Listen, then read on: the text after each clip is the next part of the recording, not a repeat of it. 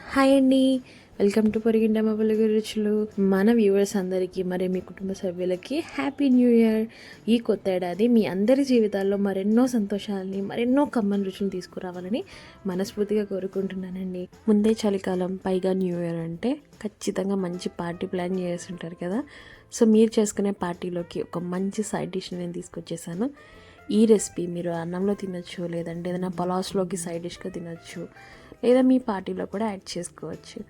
So ఇంత మంచి రెసిపీని అంత టేస్టీగా స్పైసీగా ఎలా చేసుకోవాలో చూసేద్దామా. మీరు కనుక మన ఛానల్కి ఫస్ట్ టైం వస్తే మటుకు వెంటనే సబ్స్క్రైబ్ చేసుకొని మన ఫ్యామిలీలోకి వచ్చేసేయండి. నెక్స్ట్ ఇయర్ కల్లా మనం కూడా ఒక పెద్ద ఫ్యామిలీ అయిపోతే నాకు కూడా విష్ చేసే వాళ్ళు ఉంటారని నేను అనుకుంటున్నానండి. మనకి ఎందుకండి ఆలస్యం, లెట్స్ గో.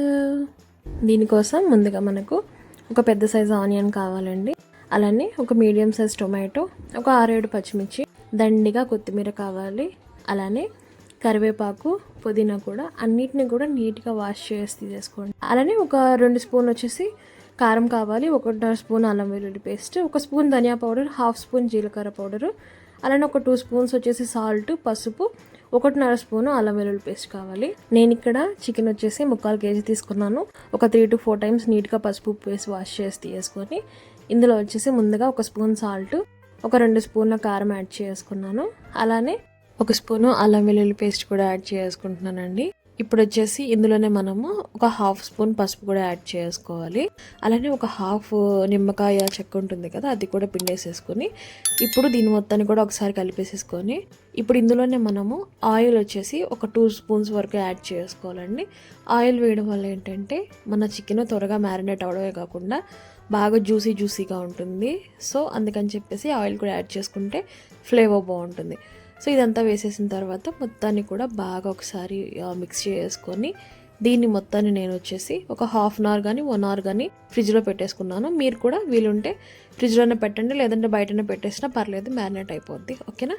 ఇప్పుడు దీనికోసం మనం ఒక మసాలా రెడీ చేసుకోవాలండి. దీనికోసం నేను దాల్చిన చెక్క, లవంగాలు, యాలకులు, అలానే అనాస పువ్వు, బిర్యానీ ఆకు, జాజికాయ ఒక చిన్న ముక్క, అలానే వచ్చేసి మనకు ఇందులోనే మనము పెప్పర్ కూడా యాడ్ చేసుకుంటామండి.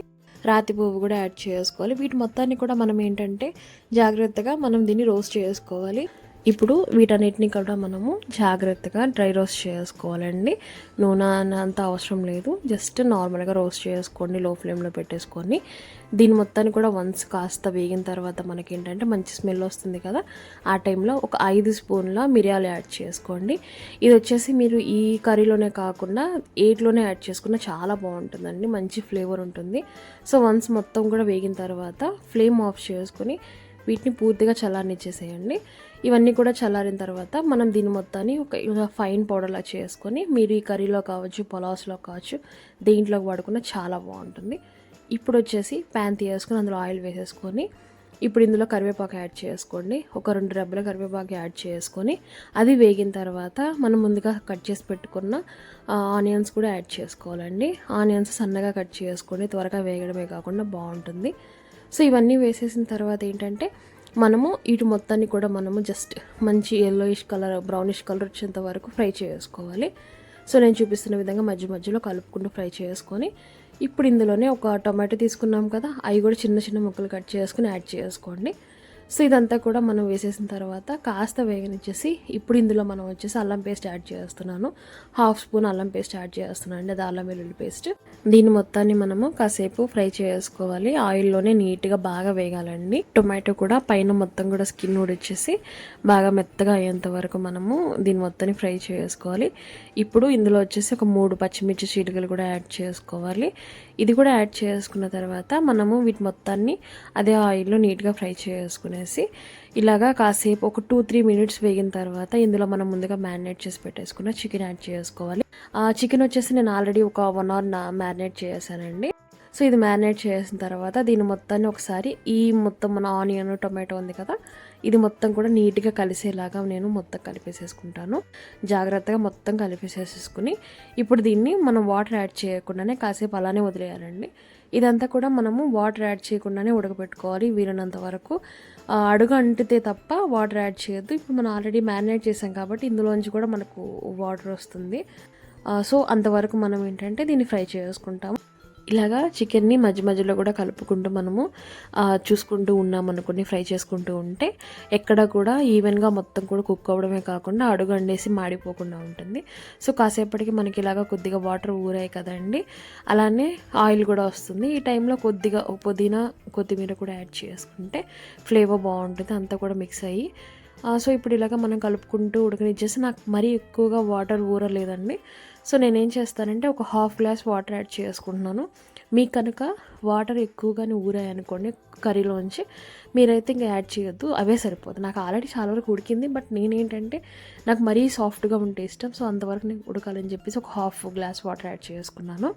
నేను ఇంకా మూత పెట్టి అయితే ఉడకనివ్వనండి, మూత పెట్టద్దు. సో ఇప్పుడు ఇందులోనే నేను వచ్చేసి 1.5 spoon home made garam masala, అలానే ఒక హాఫ్ స్పూన్ సాల్ట్, నాకు సరిపోలేదు కాబట్టి వేసుకున్నాను. మీరు కావాలంటే మీరు టేస్ట్ని బట్టి అక్కడ కానీ సరిపోతే వేసుకోవద్దు, లేదంటే మటుకు యాడ్ చేసుకోండి. అలానే ఒక హాఫ్ స్పూన్ కారం కూడా వేసుకున్నాను. అమ్మ స్పైసీ లవర్, మీరు కావాలంటే వేసుకోవచ్చు, లేదంటే స్కిప్ చేసేయండి. సో ఇలాగ మొత్తం కూడా వేసేసి కలిపేసేసుకున్న తర్వాత దీన్ని మొత్తాన్ని కూడా మనము చిక్కగా అయ్యేంత వరకు ఉడకబెట్టుకోవాలండి. మనము అసలు దీంట్లో గ్రేవీ ఉండకూడదు, జస్ట్ మనకున్న అదంతా కూడా మసాలా అంతా కూడా మన చికెన్ పీస్కి కోట్ అవ్వాలి. ఓకేనా? సో మీకు అర్థమైంది అనుకుంటాను కదా. సో ఈ టైంలో మనకు ఇంకా కొద్దిగా అయితే ఉడికిపోద్ది అన్నప్పుడు ఒక స్పూన్ వచ్చేసి ధనియా పౌడరు, ఒక హాఫ్ స్పూన్ వచ్చేసి జీలకర్ర పొడి కూడా వేసేసుకొని మొత్తాన్ని ఒకసారి మళ్ళీ కలిపేసేసుకొని నీట్గా. సో ఇలాగా కలిపేసేసుకొని మీరు చూసారంటే పీస్ అంతా కూడా బాగా ఉడికిపోయింది, మన మసాలా అంతా కూడా గ్రేవీ అంతా కూడా చిక్కపడిపోతూ వస్తుందండి.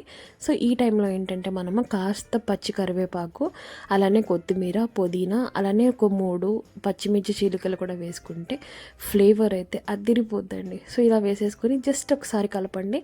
చికెన్ని ఎక్కువగా కలిపేసేసి దాన్ని మొత్తాన్ని అది కిచిడిలాగా చేసేయద్దు, జస్ట్ చాలా డెలికేట్గా కలుపుకోండి. ఓకేనా? సో నేను వెడల్పాటి ప్యాన్ తీసుకుంది, ఎందుకంటే కలిపితే పీస్ అనేది విరిగిపోకుండా జాగ్రత్తగా ఉంటుందని వెడల్పాటి తీసుకున్నాను. సో ఇప్పుడు ఇలాగ మొత్తం కూడా కోట్ అయిపోయింది కదా. సో ఇది వచ్చేసి పర్ఫెక్ట్ టెక్స్చర్ అండి.